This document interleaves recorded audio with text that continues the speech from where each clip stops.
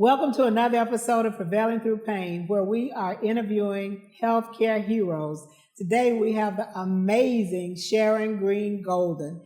I'm going to let Sharon give all her acclimates and all that because she has a whole lot of little initials and all that behind her name and all the things that she's done in the healthcare industry. So we'll get to know a little bit more about that as we talk to Sharon. But Sharon, thank you. Thank you. Thank you for having me. It's a pleasure to be here with you today. Yes, I'm Sharon Greene-Golden. I am a subject matter expert in the field of sterilization processes in the Hospital of Instrumentation. I am past president of ISHM, which is now HSPA. I am part of Project Bangladesh. We did 10 missions to Bangladesh, helping people in surgical issues. I've taught the sterilization course in Uganda, Tanzania. I've done New Zealand, Australia. I've been all around the world in my position to let people know that in the sterilization field, SPD, what we do matters every day, and it's all about the patient. All right. Thank you, Sharon. But we're going to back it all the way up. Okay. And talk about that little girl, Sharon, that is this phenomenal woman, Sharon, that we see today. Okay, I am a product of my environment, truly. I had parents who both served in the United States Air Force. We traveled around the world a bit. I started school in England.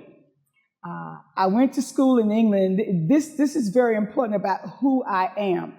I went to school in England, and nobody ever told me I was a person of color. They just called me Sharon.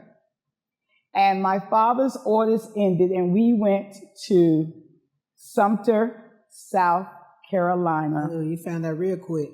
So from England to Sumter in the 60s, I went from being a person to being considered nothing. I went from being just Sharon to having people say, you need to go back to Africa. It molded who I would become later in life. My father eventually became a deacon, eventually became a pastor in the Church of God in Christ. And so my life turned yet once again because rules changed. Back in those days, they didn't believe we could do anything. So here I was down in the South, being told that as people of color, we were nothing. Being told by my parents, of course, that just be strong. It was a time of Martin Luther King. Just hold on. Everything's going to be all right. A change is going to come. Just hold on, to realizing that sometimes you have to take hold of your own life and the trajectory that you want to be on. And I went. So, let me ask you this. So, I know you would have been young, but what can you remember about those days with your parents and the Martin Luther King? My parents believed in peaceful protest. We went from England to South Carolina, where you had water fountains that said colored only, white only, where my mother had to tell us, this is wrong, but don't you be drinking out the white only water fountain. My brothers and I, we were intelligent young people. And I can remember hearing my brother ask my mother, why can't we drink out the white only water fountain? The water is the same color. The water's not colored over here. So what is the difference over there?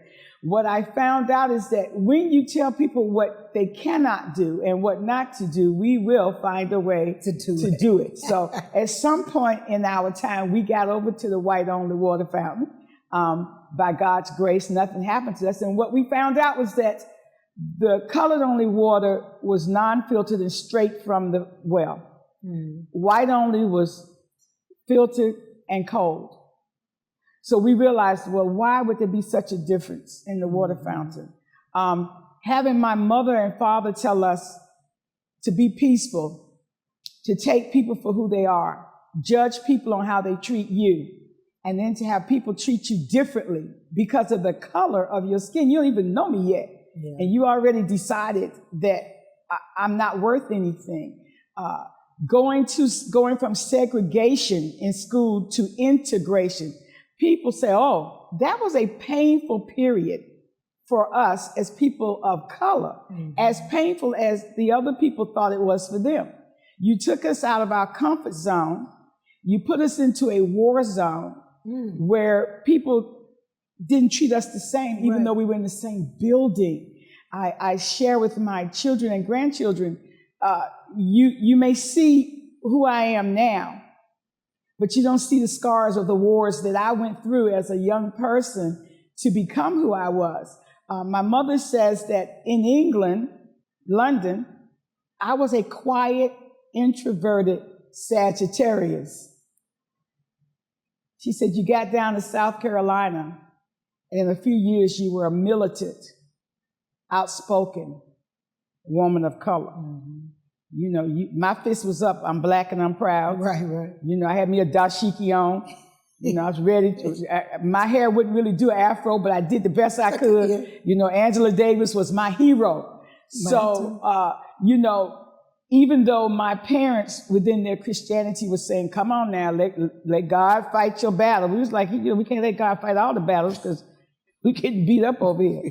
So, you know, it did change who I was and who I would become, because those were not the only battles. It wasn't just that. Those battles for our generation didn't just go away. I tell people, and I quote it all the time, Langston Hughes' poem, Mother to Son. Life for me ain't been no crystal stair. The stairs had tacks in them. The boards was missing. There was no stair at the bottom, but I still climbing. I still climbing. So growing up as a PK, preacher's kids, for those of you that don't know that, how was that? For me, in my family, there's 5 of us. What number are you? I'm number 1. Oh, are you the oldest? I am the oldest. And so I watched my parents change over time. I say people shouldn't have children after certain grouping because you forget how to be the parent. For me, they had rules and regulations that were tight as a drum. By the time we got to that baby boy, they was tired. So, but we're Pentecostal.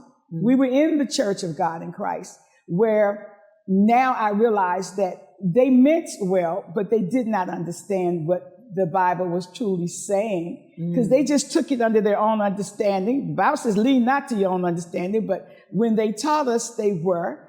And so it was things like, you know, you can't be out there playing baseball. Well, what baseball got to do with going to heaven? You know, as I got older and vocal, you know, you have to wear stockings. Well, they didn't even have stockings when Jesus walked the earth. Well, I got to wear something. Is this the item that's going to keep me out of heaven? You know, did Jesus truly say, put a dolly on your head? You know, I got to take the dolly from under the lamp and put it on my head on Sundays. You know, so I was what my parents would say, a very rebellious PK, because I would say, you all are holding, and plus you're holding me to a standard you're not even holding Johnny and Jimmy. My father would say, I was called to the ministry. My children weren't. They may do anything. Now he says, I'll tell you what they won't do in front of me, but I can't tell you what they're doing outside of my sight. But it was a relatively different life because we went to church from sun up to sundown. You know, as I got older and studied the word for myself, I would say, my father would listen. I said, the Bible said, remember the Sabbath and keep it holy. He didn't even say go to church. Y'all made that up. You know, my father like, you know, get dressed, we go to church. And, you know, if you were sick on Friday, if you didn't want to go to church on Sunday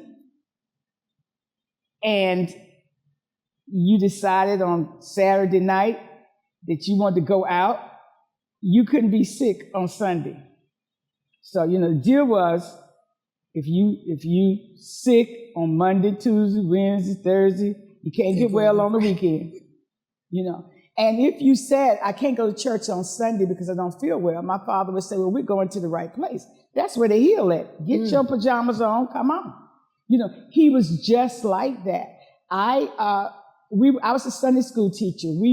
My father, until other people came into the church, we were the church. Mm-hmm. We were the choir. We was a Sunday school teacher. Somebody was the secretary. We was the ushers. This is what we did. And we went to church from Sunday school, regular church service, YPWW, night service. You didn't do nothing on Sunday but go to church. And I would say, really? Because, surely that's not what God meant. And I would stay on that word, remember. My grandmother loved words, and she had a dictionary, which she gave me, which now is about 150 years old. Mm-hmm. She studied words, and she'd say, read the word, understand what it says in the dictionary, and use it appropriately. And I would say, remember the Sabbath. Why are we still here? And sometimes we did that afternoon service where you went to somebody else's church and you sat there. You never went home. Yeah. Then we were back on Wednesday for Bible study. We was back on Friday for Friday night service. We need to go to the football game. We have a service. So it was different. And like I said, people held us as PKs to a higher standard. We could do no wrong. None. Yeah, that had to be a hard title to carry. So were you able to date any when you were in school? No, there was no dating, but ironically for me, I was at that point in my life a tomboy. It did not matter. I was one of the guys anyway. They weren't looking at me. They saw me as another fella. I could play, we played baseball and volleyball and run around and climb the tree. My mother was like, girl, get out the tree. You're supposed to be a lady. Why are you hanging out in the tree? But I was forever, up until probably college, dating was never a big issue for me. I would dare say that some people probably thought that at that time, homosexuality was really undercover. Mm-hmm. And some people probably thought that I was gay because they were like, she doesn't have a boyfriend. She's not looking for a boyfriend. Prom came up. I told my mother, told my dad, when you clean the Chrysler, shine it up, I'll drive myself to the prom. I had a lady to make me a suit. I went to my prom in a tuxedo with a hat and a cane. My mother was like, you don't have no boy asked you? I was like, no boy asked me. For the senior dance, my mother asked the boy to ask me. I guess she said, you're not working well. My last fight at school was with a boy in senior year. So senior year, I fought all the time. My mother asked me one day, could you just come straight home from school? And I said, Mom, when you get a note passed to you in the bathroom, you got to go to the fight. You got to go. And back then, of course, we fought hand on hand. Oh, I know. We didn't go get the gun. We didn't go get the knife. Mm-hmm. We fought.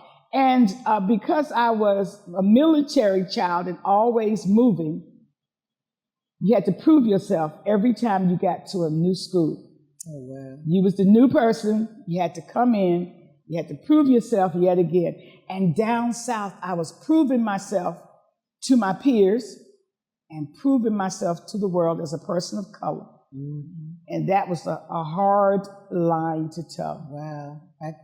I was a fighter coming up, but it was because of being picked on. And so I said, well, if I got to be ugly and be picked on, I'm going to be a fighter. I'm going to be tough. I'm going to beat you up. I didn't get my ears pierced until I was 21. Really? Because I fought all the time. And the first thing girls do is pull your earring out, right? I was like, nope. And I always wore my hair back in a ponytail tight because, every day I might have to fight. So I'm going to say at some point, because I know you turn that outwardly fight physically into a different kind of fight. So at what point do you feel that you said, I'm through with this part of this kind of fight? But I think that the fight physically with the world and me against myself came as we moved to Georgia. Mm-hmm. and I went to high school. So I was in integration in high school, started in high school in South Carolina. And I just need to say this. I was in a part of South Carolina where they still had KKK meetings. They advertised them. And they say, KKK meeting, Joe's Farm, come one, come all. And the end people better stay home. That was the environment. Oh my gosh. We left that environment and I went to Georgia, where I was in a school, of course integrated at that particular time, but they never wanted us to be on anything important. I wanted to be on the yearbook staff. They didn't want you on the yearbook staff. I don't know how it was at your school, but we had the Key Club and they had all these girl clubs. You couldn't get in the club. They never would pick anybody of color.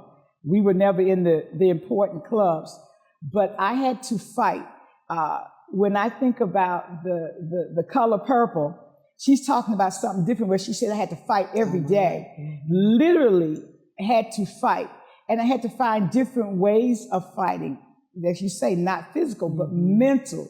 I had to work on outthinking my other people because they spent time trying to figure out how to keep me down. And I had to figure out how to get up. I wanted to do things. We started a Black History Club. So we had our own club. Y'all don't want us in yours, we get our own. I eventually got on the yearbook staff, but I had to go to school board meetings and say, I don't understand with my parents why I can't be on the yearbook staff. I eventually got on the yearbook staff, and I eventually said, there's got to be a better way. But it still was not an easy climb. I had always wanted to be in the medical field. I only wanted to be a nurse or a lawyer. Really? I opted out. So what nurse or lawyer? Because whatever I was seeing on television during that time, there was nurses and lawyers. And I thought that, you make good money being a lawyer. But then with my Christian upbringing, I wanted to be a defense lawyer, which means I was going to have to take your lie and stand up there and tell people you didn't murder the man, knowing good and well you did. So I decided in my psyche, always, I didn't want to go to hell for lying for you. I have enough on my own. So I put the lawyer aside and I was going into the medical field. I was a candy striper. Oh, I know that. I was out passing out water and magazines to the little people. And at my school, we had a program called VICA, Vocational Industrial Clubs of America. You could go in and get a vocation. So what we did is we worked during the morning because I was becoming a CNA. And we went to school in the afternoon. So they were teaching us a profession way back in the olden days that you could go and get paid for and work towards becoming a nurse. I did that, and I attended Macon Junior College, and from that, I went to Albany State College, which is now Albany State University in Albany, Georgia, and HBCU. In the nursing program, was doing very, very well. And I had been sick all my life with rashes. That's a whole nother story, but I got to college, and my last year to my last semester, I got deathly ill. I had to drop out. And they finally diagnosed that I had systemic lupus erythematosus. So here I was, a Black woman in the South, fighting because I'm Black, fighting against people who don't want you to get anywhere. And now my dream job was being taken away due to health issues. I had a baby along the way, had to fight through that as a single mother. But along the way, I always said, I can do better. I was listening to Deronda this morning. My aunt told me, give me the baby because you need to finish college.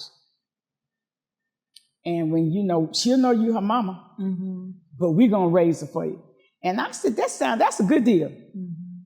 I said, and when I finish college, I'm going to pick her up. And life goes on. And my aunt looked at me and said, like you look at me, she said, no, wait. If we raise her till she's 4, you can't come get her. Because she been with us. And I said, I will struggle. I will have nothing to eat because I'm going to raise my own baby. No, you can't have the baby. And it's basically what I did. I went to college with that child for 4 years. You know, they said towards the end, they were like, she needs to get a degree like you because she's been here. You had her here. Every day. You know, but I had her in college at a time, Karen, when girls did not admit they had children.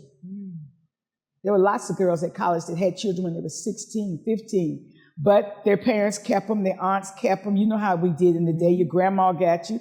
And because they wanted us to succeed, they would allow us to have that life. But I, on that campus, was the first one that said, I ain't ashamed. I had a baby. That's nothing new. Right. Mary had Jesus. Y'all get yourself together. You know, that's just how I felt. Yeah.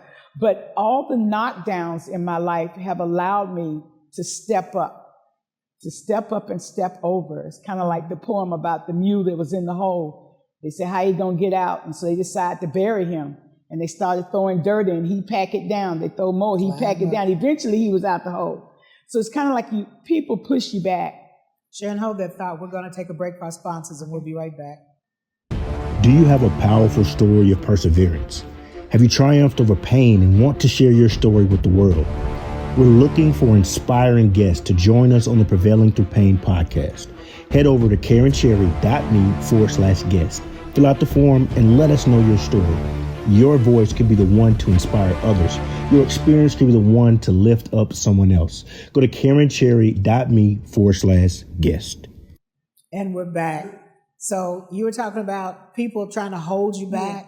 People will try to keep you down. They will push you down if you allow them. If you allow it. You know, in this life, what happens to you is by chance. How you accept it is up to you. You know, and I know there's mental illness out there and we have all these problems, but we don't have to accept that. In this day and age, there's medicine for almost everything. There's no reason to sit in the corner and have the lights off every day. I got into the field of sterile processing because I've worked everywhere in the hospital. I was a CNA. I was a labor and delivery technician. I did that for 5 years where I was there and you know, worked and helped deliver babies. And I finally left there because the women back then, we would give them Demerol and scopolamine. They beat you up. And then they come out and say, I had one pain and had the baby. You'd be like, no, you was back there cussing, fussing, and fighting for 4 hours, you know. So I decided that was enough.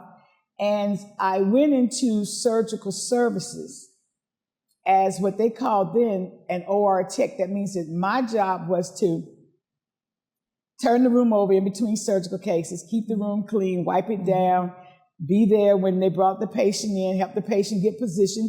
That's what I did. But I've always done whatever job I had, Karen, at 100%. My father said, give the man 100% for his 40 hours. That's what you said you was going to do. Do it. And so I would do that, but I always did extra. And I was always inquisitive. I always wanted to know what you're doing, you know, because that might be a better job for me. So I was always inquisitive.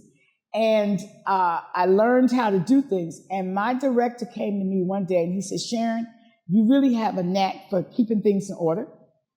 He said, so we're having problems with our materials part of surgery. We run out of 4x4s. We run out of sterile water. I want you to go down, which was in the basement, and be in charge of the materials management. You order it, you get it in, you keep it up. And I went down and a young man taught me how to do part levels, how to keep things in order, and I did that. But what I know is that I could do it in less than 8 hours. So I'd get that done 4 to 6 hours, but I still had hours to go. I was inquisitive. I went across the hall to what they call SPD. And at that time, they called them the stupid people downstairs. And I went over to see the stupid people downstairs, and I was like, what are y'all doing? And they told me the best they could. We cleaned, you know, at that time, we cleaned the instruments and we put the trays together, and that's how they felt. It was a job. Can I share a story about the stupid people downstairs? So the hospital I started in, I was a technician and worked my way up to a manager. So I've been in that, but it wasn't an easy work your way up. Just so y'all know, it wasn't easy work your way up. But my next job would have been what brought me to Texas, and I was the director of a sterile processing department. One of the doctors I was in the vice president's office, and one of the doctors came up to, no, I take that back. He was in the vice president's office. I came up to talk to the vice president, and I heard this doctor say, the stupid people downstairs. And because I had been to some conferences, I heard some people say that they call sterile processing stupid people downstairs. And I said, oh my God, I've never heard that before. When that doctor said that, that just went through me like a knife. And I was the new director here, right? And so I told the administrative assistant, I need to go in his office. She says, no, he's in there with Dr. So-and-so. I said, I need you to knock on the door and let him know I need to speak to him now. That doctor's name was Dr. King. I'll never forget that. And I hadn't met Dr. King yet. So I went in, and my vice president said, this is Miss Cherry. She's the new director of sterile processing. So I said, and so he reached his hand out. I said, so in the future, I expect you to call us the supportive people downstairs.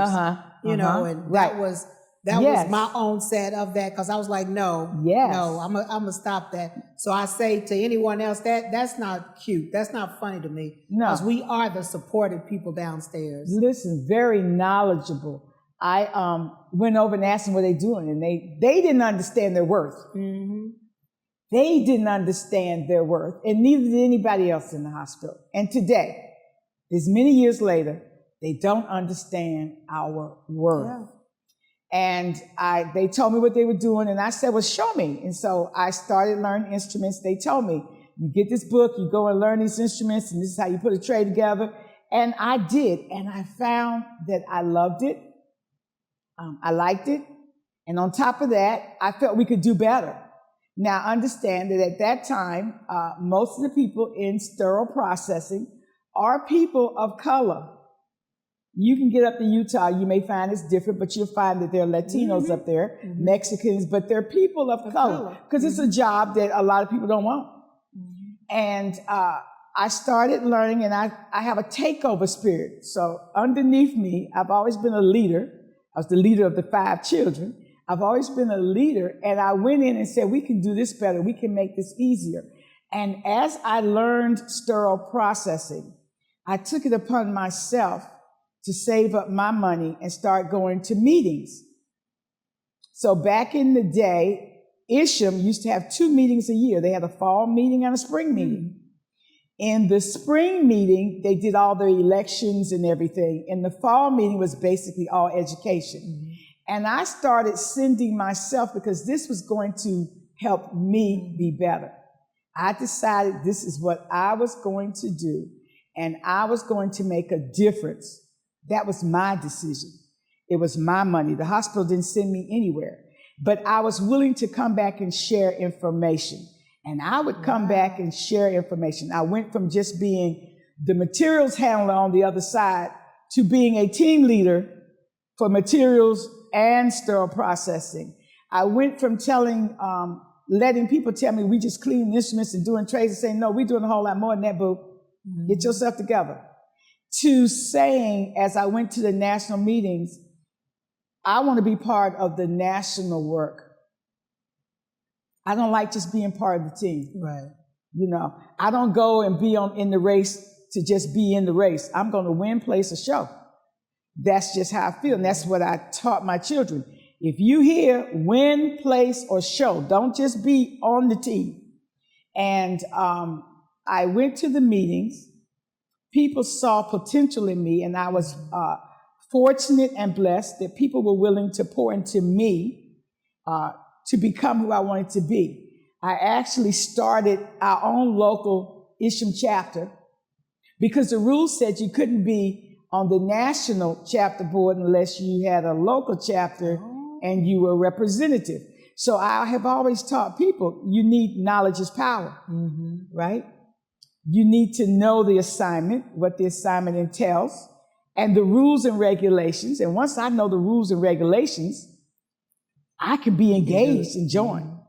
And what I noticed was that some of the people stayed at the top of Isham for years.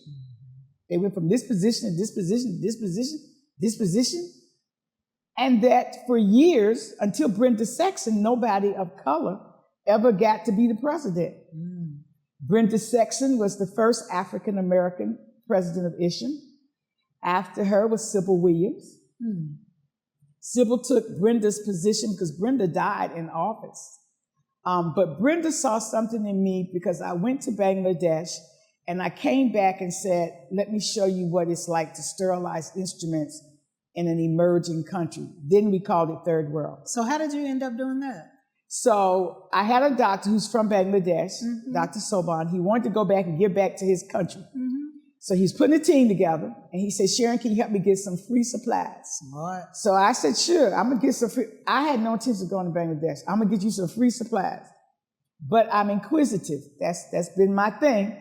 I asked him one day, who is taking care of the instruments? Because he had nurses, he had anesthesiologists, he had techs. I said, who's going to take care of the instruments that you got me to pack up for you? He said, the nurses and the techs. I said, really? They don't do that in America. They're going to travel around the world and go clean instruments in a third world country? You better ask them. He came back to me. He said, they don't do instruments. Sharon, will you go? I was like, I wasn't trying to go to Bangladesh. I was just telling you that you might need some help. He said, but I've asked other people who wants to go. And deep inside of me is part of who I am. It was like, you started this, so now you got to go. So I said, okay. And I went to Bangladesh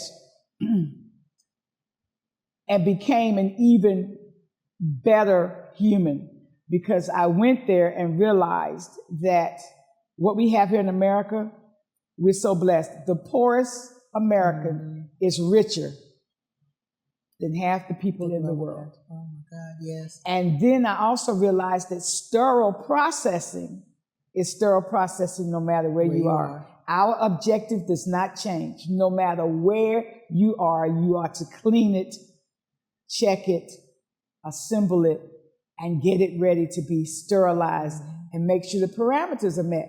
And so I said, they didn't know this. They were just doing something that famous person that works in every SPD, Mr. Somebody, Miss Somebody told them. Because anytime you ask us a question in SPD, you say, I'm Sharon, who told you that? Somebody. Where did you learn how to do that? Somebody said it, yeah. You know, this last group I worked with, I actually went in and had a meeting on this first month and said, you see the new schedule? Do you all see your names? They were like, yes. I said, do you notice that somebody has been fired? They no longer work here. There's nobody here named Somebody.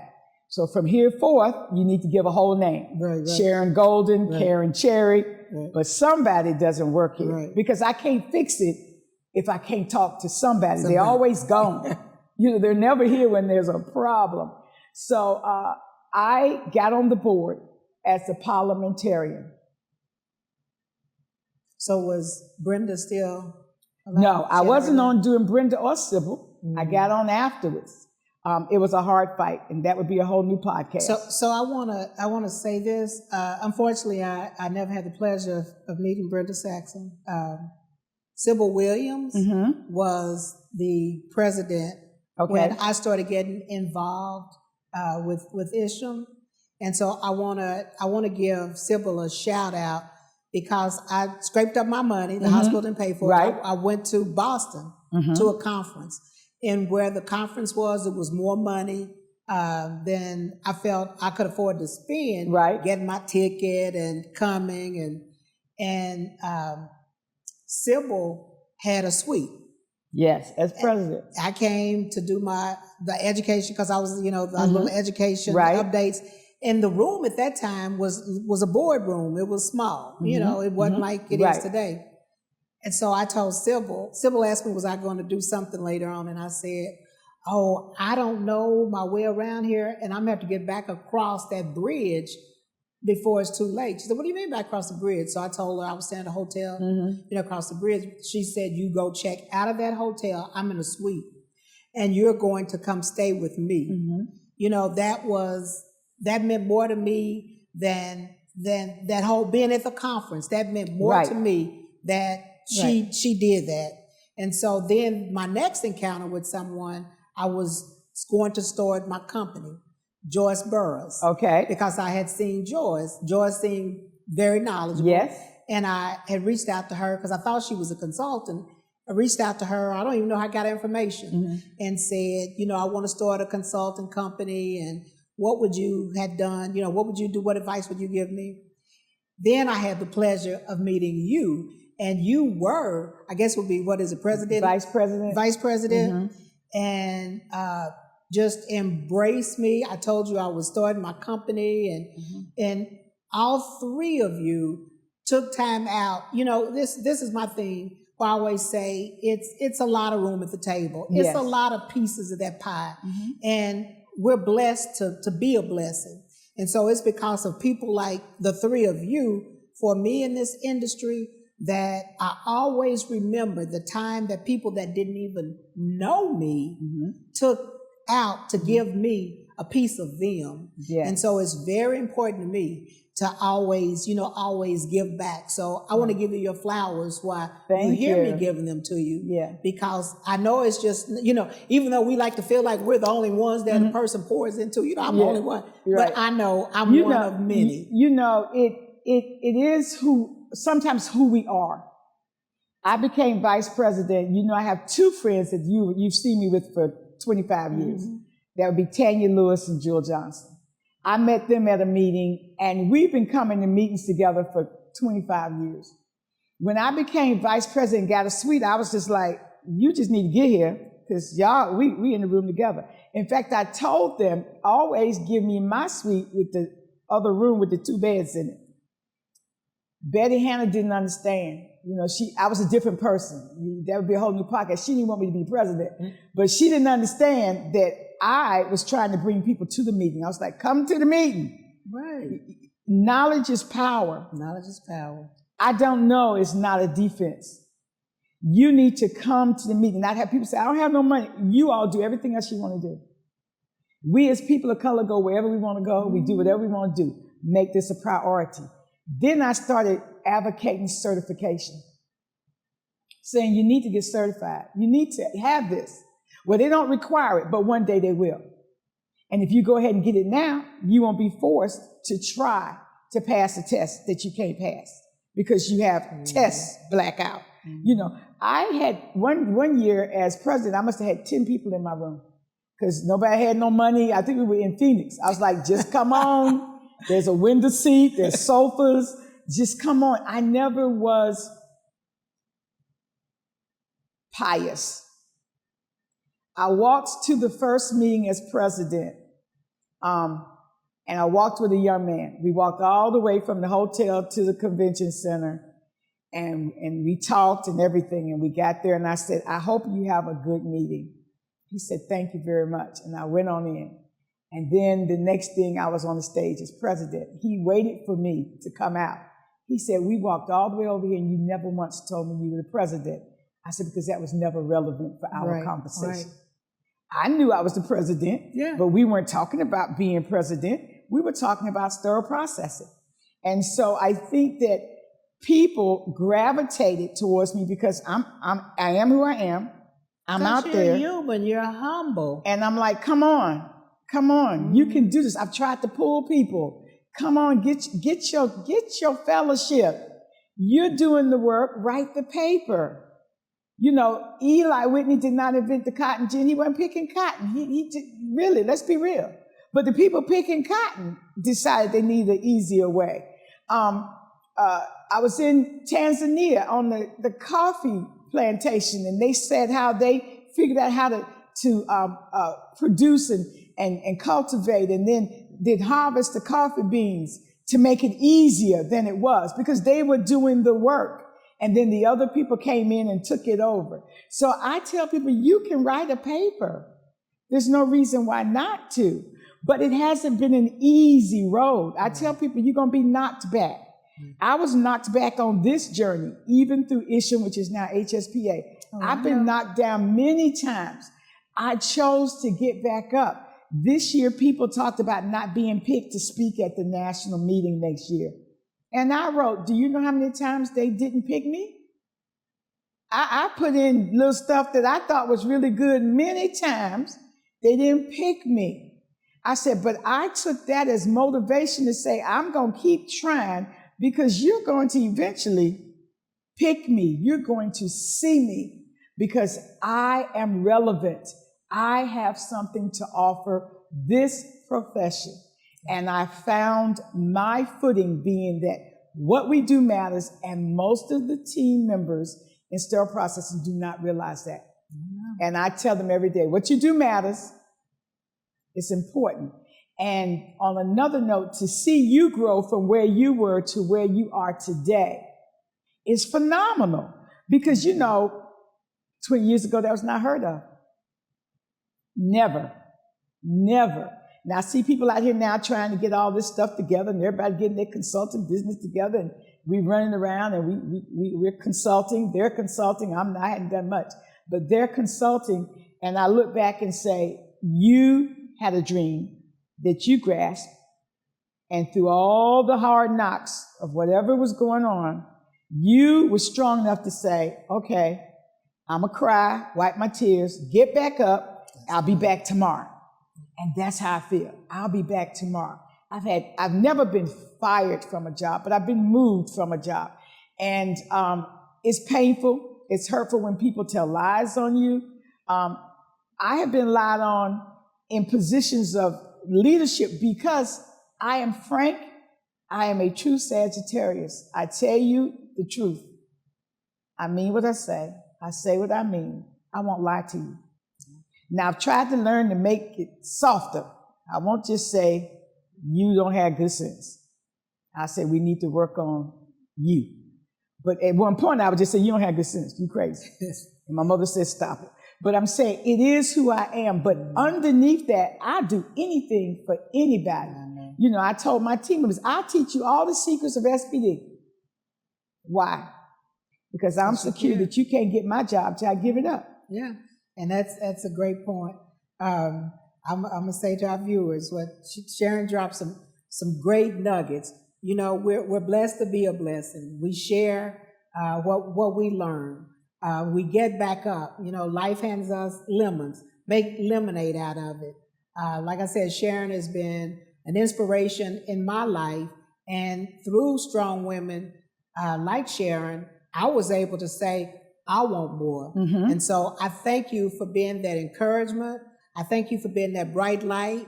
I'm excited that, you chose to retire and move on to your next chapter. Yes. So I'm excited to see you continuing shining in your next chapter, helping us continue to I'm excited. grow through the industry. I want to say this. We wrote a book together. During COVID, now people are still sitting back in their rooms, in their holes, saying, how did those 4 phenomenal women in a time of shutdown even get together enough, have enough sense or intelligence, not to think it, but to see the vision through? We wrote a book, WILD, W-I-L-D, What I Learned During the Pandemic, because people were out here in our field of expertise being crazy. What is an EUA? I don't know. They're asking us to do this. I don't know. I can't come to work today. We've been cleaning HIV, HBV, HCV, hepatitis. As I told my team, with one glove, put your one glove on and do the COVID instruments. What is wrong with you? I had to, we had to educate people. Coronavirus has been around here forever. It's on the back of your bleach bottle. Go read it. It's just that it's a pandemic. It's not our first pandemic. It won't be our last. But I felt that we needed to educate our field so that they're ready for the next pandemic. And you know what? People say we have a tendency not to be able to keep anything to ourselves. I am so proud of you all, the 3 women that helped me. Karen Cherry, Lila Price, and LaSharon Combs, because we kept this close to our heart. We did this and we published it in the year of COVID. And people are still sitting back saying, wow, who are they? Look, wow. Yeah, who are they? Sharon, you mentioned, as far as me being, and I was the first African-American consulting company that does sterile processing, period. Yes. In our industry.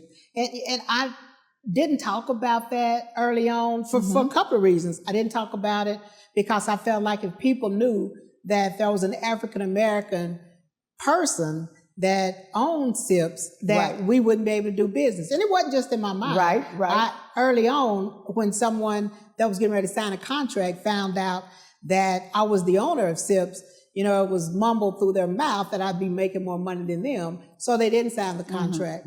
But I'm a firm believer that hard work, knowledge, and what God has for you, no one can do anything about it.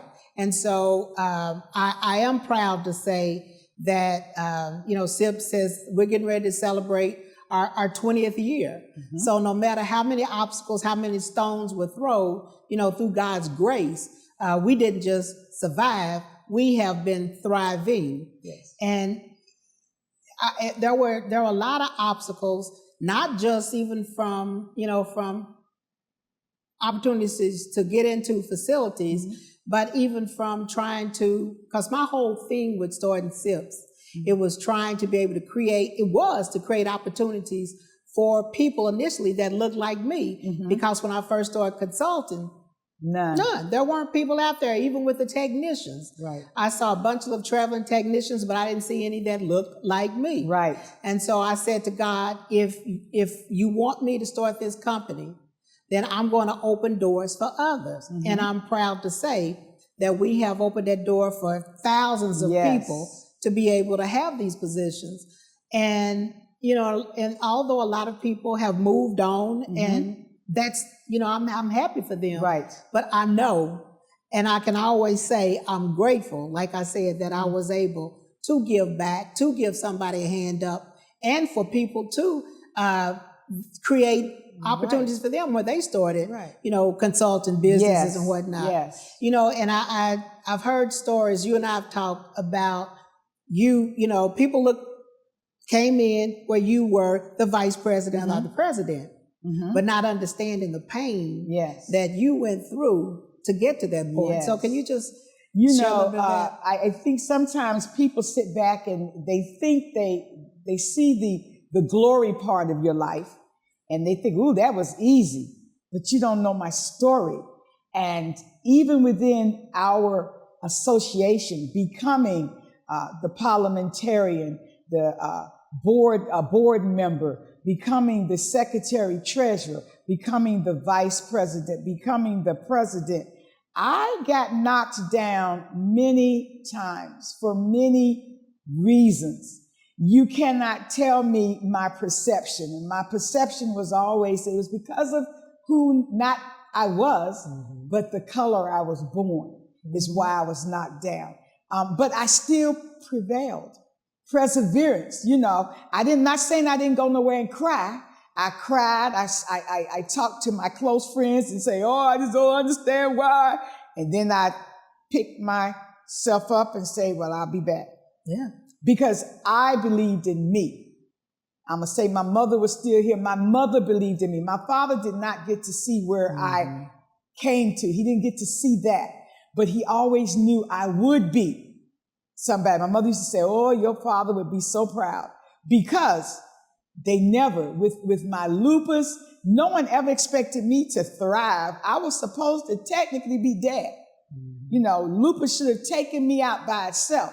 Lupus and the issues, stressors bring on flares with lupus. And working with HSPA, which was Isham at the time, I had many times, I was sick after something bad happened. I'd have to get through that sickness and then fight to come back again. But I was insistent to be a part because I wanted to do as you did in my own way. I believe our job is to reach down when you get to the top. It's lonely at the top. Yes, reach down, pull somebody else up. Now it's two of us on top of the mountain. It's a lot more friendlier. We can talk about what we're seeing. Right. And so I believe that. And I have asked, and people who see this, you have to know, Ms. Golden has always said, get your certifications. Write your fellowship paper. Oh, Ms. Golden, I don't know. Write your fellowship paper. You told me that. I know. I'm pulling people. Come on. come on, let's do this. You can do this because there's something that you need to give back. George Washington Carver said, nobody has a right to live on this earth and not give back something positive. You're not supposed to just come and exist. You're supposed to give back. And it's just that we're in the position as people of color that we have to give back. We have to respect those that went ahead of us. Mm-hmm. And, to talk about voting, we don't vote for HSPA and then we mad because we say our person didn't win. This is the reality. Mm-hmm. We mad because our person didn't win The Voice. Did you vote? Right. No. My person didn't win America Got Talent. Did you vote? No. My person is not the president. Did you vote? No. There's no, and we say there's no need for me to vote. It's not going to count. Yes, it will count. Right. I talk about my godmother. She was 94, I do believe, when Obama became president. She paid poll tax to vote originally. She had to pay 50 cents and take a test in order to be registered to vote. I would dare discourage her lineage and what she put out there and all those with her by not registering and voting. It is my right. We didn't have a right for so many years. How do you not have rights? And then now that you have them, you're like, I don't think I'm going to vote. There's nobody worth voting for. You need to vote. And for me, if you do not vote and things go south, I don't want you talking to me. Yeah. You don't vote, don't complain. I think who was it? Winston Churchill that said, if we don't understand our history, we're bound to repeat it. You're bound to repeat it. You're bound to repeat it. And so, you were saying sacrifices. To me, I didn't even look at it like a sacrifice when I first started SIPS in 2005. I didn't take a paycheck from SIPS to 2012. Because it was more important to me to give that money into a position, to create a position for someone else. Mm-hmm. So I was burning the candle at both ends. I was working for other companies through the day. Mm-hmm. And then I would be up, 10 o'clock at night, 2 o'clock in the morning, trying to do proposals and looking at applications so I could interview somebody to send out. I was the boss and the TV star back then. And so it's those things that I like to be transparent on. And for years I wasn't transparent. I think we think that someone looks down on us and think, oh, you were doing all that and you were supposed to be this big company owner. But I made, like I said, my promise to God was, if you put me in that position, then I'm going to create opportunities for other people. Right. And it was, like I said, and I just we were growing and growing and growing. And it was 2012 when Donnie Payne said, do you realize how we've grown? You can get off, you can get off the streets now, and come in. And so I say, to anybody that wants to do something in life, you have to give. You have to put in that time, the poll tax and people that put all that time in before you to help you to get to where you are. Yes. Think about the people that are coming behind you. And I always say, if at the end of my life, it was just about me, I missed the whole target. Yes. Yeah. And that's the story, Sharon, of your life. It's been so much bigger than just you. And I've been blessed with all the people that have been in my life and are in my life. I still thank you. You came to my retirement party and I picked a song that says, if anyone ever writes my life story. That was beautiful. Because I wanted you all to know, everybody that has ever had anything to do with me has poured into who I am. And I wanted people to know, I love you. I love who you are and what you've done for me. And I think if you remember, I said to you all, everybody at the retirement is excluded from the funeral because you have given me my flowers tonight. And that's how I feel. Give me my flowers now. And the same thing for you. You've given back. You've given to a community of people where you now help us to get jobs that we didn't even know existed, where we can make money and take care of our families. And it is imperative that we give back. It is imperative. You have got to give back. And, I am Christian and Pentecostal. The more you give, the more you receive. It's going to come back. It may come back in good health. It may come back in that the hurricane did not come and take the roof off my house this year. However it comes back, I give because that is what I want to do. And I give in many ways. I give in sharing education. I give in sharing information. I give in just loving people, mentoring people. But that's what we do. And that's what you've done these 20 years. Even though you had a business, you mentored people, and some of them have moved on and become great in their own way. I would hope they remember from whence they came. Because another thing is, if you forget from whence you came, that's not good either. Yeah. Because you will see these people. I always remember who supported me. And I want to be there to support them. Yeah. And I just want to say, for us, as we end this, is that for our people out there, be you young, be you old, if you are an American citizen, I need for you to get out there and vote this year.